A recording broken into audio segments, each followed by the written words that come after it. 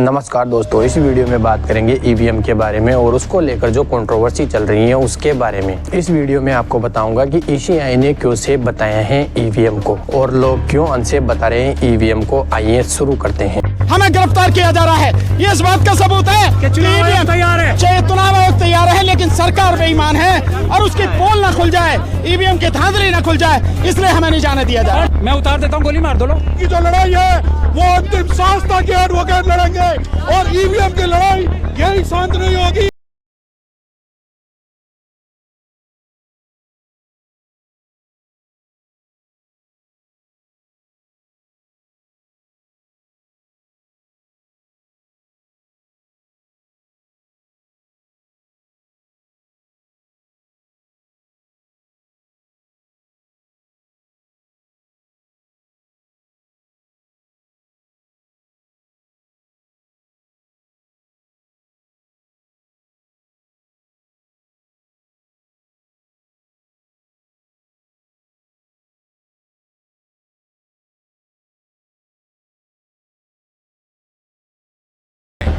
₹94.50 crore registered voters हैं India के अंदर। इनसे जब बैलेट पेपर के थ्रू वोट डलवाया जाता है तो करोड़ों बैलेट पेपर की जरूरत पड़ती है, लाखों पेड करते हैं और हजारों लोग इन वोटों को काउंट करने के लिए लगते हैं। और इंडिया जहां पर थोड़े दिनों में कहीं ना कहीं चुनाव होते हैं तो प्रोसेस बहुत ही कॉम्प्लिकेटेड हो जाता है। तो इस चीज को सोल्व करने के लिए ईवीएम मशीन को लाया गया, लेकिन इसको यूज करने के टाइम पर भी आवाज उठने लगी कि इसमें गड़बड़ी है और यह कंप्लीट नहीं है। तो 2013 के इलेक्शन में पहली बार नागालैंड के नागसेन में वीवीपैट को यूज किया गया। ये वीवीपैट क्या होता है देखिए, जब आप वीवीपैट यूज नहीं करते थे तब आप बटन दबाते थे और लाइट जलती थी और आप ये विश्वास करके चले जाते थे कि आपने जिसको वोट किया है वो पड़ गया है।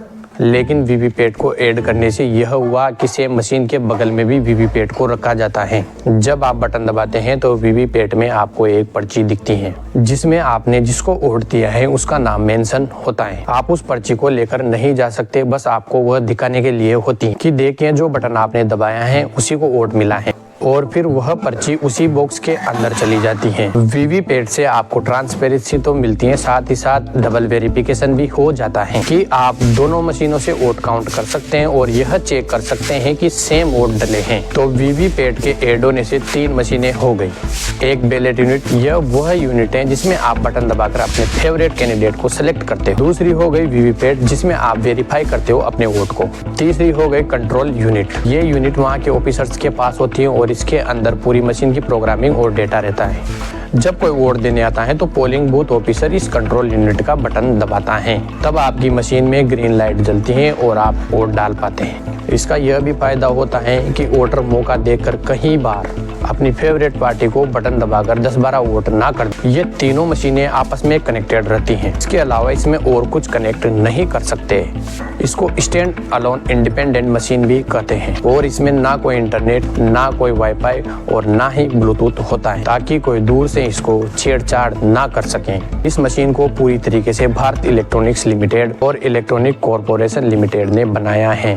ये पूरे तरीके से इंडियन डेवलप्ड प्रोडक्ट हैं। इसमें सेल्फ डायग्नोस्टिक सिस्टम प्रोग्राम है, मतलब कोई भी इसे छेड़ता है तो पकड़ में आ जाता है। अब बात करते हैं कि पूरे इलेक्शन में प्रोसेस क्या फॉलो होता है। देखिए, ईवीएम मशीन का कंट्रोल भारत इलेक्ट्रॉनिक के पास होता है। जैसे ही इलेक्शन की डेट आती है, भारत इलेक्ट्रॉनिक्स लिमिटेड इसका डिस्ट्रीब्यूशन ऑल ओवर इंडिया में करता है। जहाँ जहाँ चुनाव होते हैं उसके डिस्ट्रिक्ट हेडक्वार्टर के स्ट्रॉन्ग रूम में ये मशीनें भेजी जाती है। ये स्ट्रॉन्ग रूम बहुत ही सिक्योर रूम होता है with live camera presence of security forces. इसका जो डिस्ट्रीब्यूशन होता है वो ईवीएम रैंडमाइजेशन के थ्रू होता है। इसका मतलब ये जो मशीन है इसको सीरियल नंबर अलॉट कर दिया जाता है और कौन सी मशीन किस बूथ पर जाएगी ये किसी को नहीं पता होता। Computer randomly serial number select करता है और डिसाइड करता है कि कौन सी मशीन किस जगह जाएगी। जब इस मशीन को स्ट्रॉन्ग रूम में रखा जाता है तो उस पर्टिकुलर टाइम पे पॉलिटिकल पार्टी के लोग, जैसे कि बीजेपी या कांग्रेस, हर पार्टी अपने लोग भेजती है।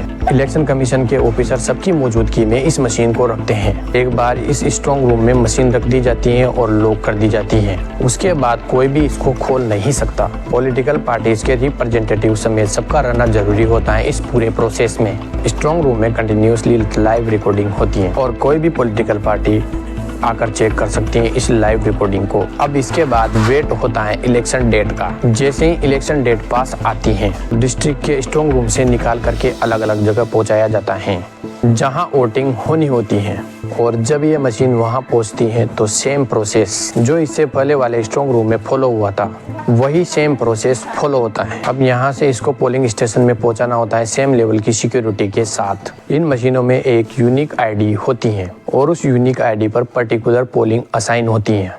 जब ये मशीन वहां पहुंचती है तो सारे एग्जीक्यूटिव और पॉलिटिकल पार्टीज मिलकर इसको मैच करते हैं। पॉलिटिकल पार्टीज और एग्जीक्यूटिव को यह नोट करवाया जाता है। अगर एक भी मिसमैच निकलता है तो प्रोसेस वहीं पर रोक दिया जाता है। तो जब मशीन का सेटअप हो जाता है तो वोटिंग स्टार्ट होने से पहले इसका टेस्ट किया जाता है। जितने भी पॉलिटिकल पार्टीज के रिप्रेजेंटेटिव होते हैं उनको बुला करके कैंडिडेट के नाम के सामने वोट डलवाया जाता है और वीवीपैट से वैलिडेट किया जाता है। अगर एक भी एंट्री गलत होती है प्रोसेस को वहीं रोक दिया जाता है। जब सारी पार्टी के लोग और इलेक्शन एग्जीक्यूटिव सहमति बना करके अप्रूव करते हैं, अब सबके साइन होते हैं और वोटिंग स्टार्ट होती है। अब जो लोग इसका विरोध करते हैं उनका यह कहना है कि आप लोग टेस्ट तो 1 से 2000 का करते हो, लेकिन मशीन में ऐसी प्रोग्रामिंग की गई है कि 1 लाख तक तो कुछ नहीं होगा, लेकिन जब 1 लाख हो जाएगा तो उसके बाद एक ही पार्टी को सारे वोट चले जाएंगे।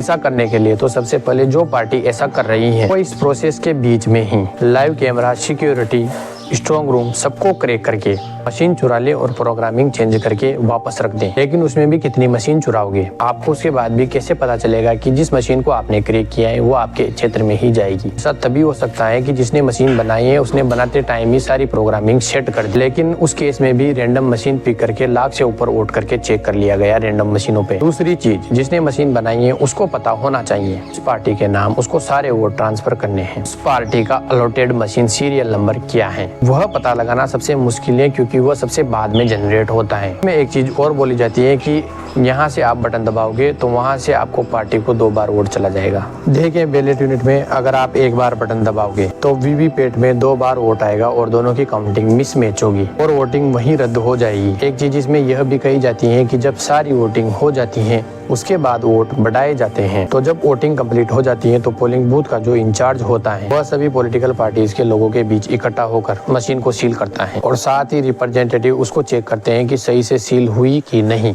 दूसरी चीज, सारे पॉलिटिकल मेंबर नोट करते हैं कि मशीन पर कितने वोट हुए। मान लीजिए एक मशीन पर 1150 वोट डले हैं तो वहाँ पर नोट होगा कि इस आईडी की मशीन पर इतने वोट डले हैं। ये वेरीफाई करने के बाद सारे मेंबर साइन करते हैं और जितने भी कैंडिडेट खड़े होते हैं उनके पास ये लिस्ट भेज दी जाती है। जो उस बूथ का प्रिसाइडिंग ऑफिसर होता है वह उस मशीन के स्टार्ट बटन को दबाता है। वोटिंग शुरू होती है और वह ऑफिसर उस टाइम को नोट कर लेता है। सेम जब वोटिंग कंप्लीट हो जाती है तो उसके बाद क्लोज बटन दबाया जाता है और उस टाइम को नोट किया जाता है, ताकि इस टाइम के बाद अगर कोई इसे छेड़खानी की कोशिश करे तो वह टाइम से पता चल जाए। और सब लोग वहाँ पर मौजूद होते हैं। जब वह सब लोग ओके बोल देते हैं तब वह मशीन सील होती है। उसके बाद एक यूनिक पर्ची होती है जो पॉलिटिकल पार्टी के रिप्रेजेंटेटिव को दी जाती है। दूसरी ऑफिसर रखता है अपने पास। ये मशीन तभी खुलेगी जब दोनों पार्टियों के कोड होंगे एक साथ। जैसे पहले बूथ कैप्चरिंग होती थी, इसमें उसकी गुंजाइश ही नहीं है। कोई इसको लूट ही नहीं सकता क्योंकि यह उसके लिए यूजलेस है।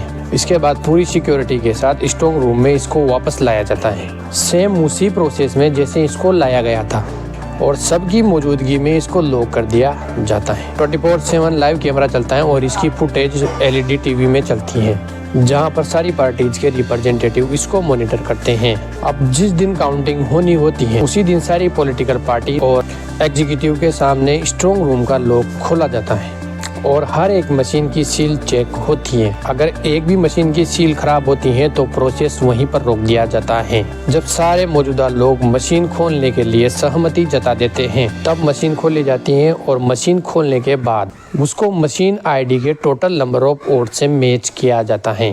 जो लिस्ट दी गई होती है उससे और पार्टियों के बोलने के बाद काउंटिंग स्टार्ट होती है। प्रिसाइडिंग ऑफिसर मशीन से रिजल्ट का बटन दबाकर रिजल्ट दिखाता है और जो रिजल्ट आता है उसको रैंडम वीवीपैट मशीन से वेरीफाई किया जाता है। मान लीजिए ईवीएम में दिखा रहा है कि बीजेपी को 1000 वोट मिले हैं और कांग्रेस को 900 वोट मिले हैं, तो वीवीपैट मशीन में भी उतने ही नंबर दिखाना चाहिए और यह तब रैंडमली चेक होता है। जैसे जैसे कैलकुलेशन होती रहती है मीडिया वाले बताने लगते हैं कि इतने वोट से आगे या पीछे चल रहे हैं और लास्ट में रिजल्ट अनाउंस होता है। देखिए इसमें यह है कि जो पार्टी हार जाती है वो हल्ला करने लग जाती है कि मशीन हैक हो गई, और वही सेम पार्टी जिस जगह से जीती होती है वहाँ पर चुप रहती है। आज तक एक भी पार्टी ऐसी नहीं है जिसने कभी ना कभी ईवीएम को क्रिटिसाइज किया हो, और आज तक एक भी पार्टी ऐसी नहीं है जिसने जीतने के बाद ईवीएम को एक शब्द भी बुरा बोला हो।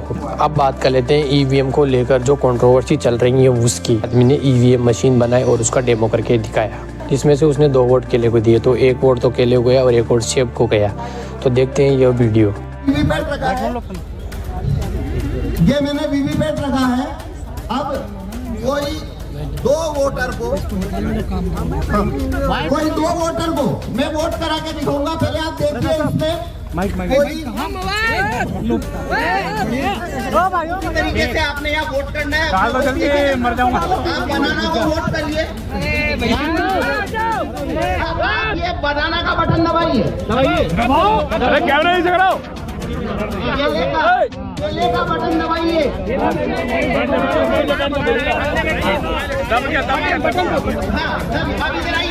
तो देखिए क्या छपा आपको, का वोट हो गया पूरा। देखिए दबाने के बाद जो यहाँ पर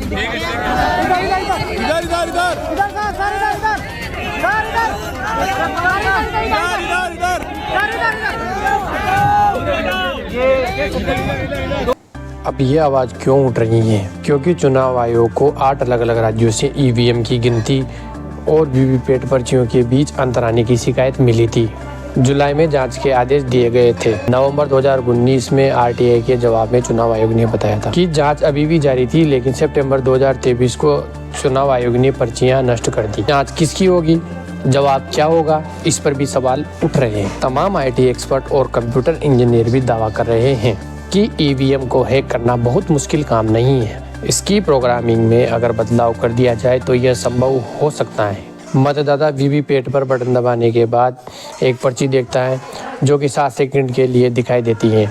अभी इसको लेकर भी दावे किए जा रहे हैं कि जो ट्रांसपेरेंसी पहले की थी वो 2017 में उस ग्लास को चेंज कर दिया गया, वीवीपैट ग्लास को चेंज कर दिया गया। अब पर्ची पर वह देखता है कि जिसने उसको वोट दिया वो उसका वोट सही उम्मीदवार को गया। लेकिन इस वीडियो में ऐसा दावा किया जा रहा है कि भले ही आपने वोट केले को डाला लेकिन सेब को मिल गया। तो ऐसा दावा अभी लोग कर रहे हैं। अभी कुछ वकीलों ने इस मामले को लेकर जंतर मंतर पर धरना दिया है और बोल रहे हैं ईवीएम हटाओ लोकतंत्र बचाओ, यानी अब आम आदमी इसके विरोध में आ गया है। अब की बार मुद्दा किसी पार्टी ने नहीं उठाया है, अब की बार मुद्दा आम आदमियों ने और वकीलों ने मिलकर उठाया है। अब ईवीएम को लेकर जो सवाल विपक्षी दल पूछ रहा है उसका जवाब ईसीआई नहीं दे रहा है। वह लगातार मांग कर रहे हैं कि हमको ईवीएम मशीन दो, हम इसको हैक करके दिखा देंगे, लेकिन ईसीआई विपक्ष को मिलने तक का टाइम नहीं दे रहा। अब सरकार की ओर से दावा किया जाता है कि बैलेट पेपर लाया जाता है तो काउंटिंग में ज्यादा समय लगेगा, लेकिन यह सवाल भी है कि सरकार 5 साल के लिए चुनी जाती है। अगर काउंटिंग में 1 दिन भी ज्यादा लग जाए तो कम से कम लोकतंत्र पर तो सवाल नहीं उठेगा। तो आप कमेंट करके बताओ कि इलेक्शन कमीशन ऑफ इंडिया को विपक्ष से बात करनी चाहिए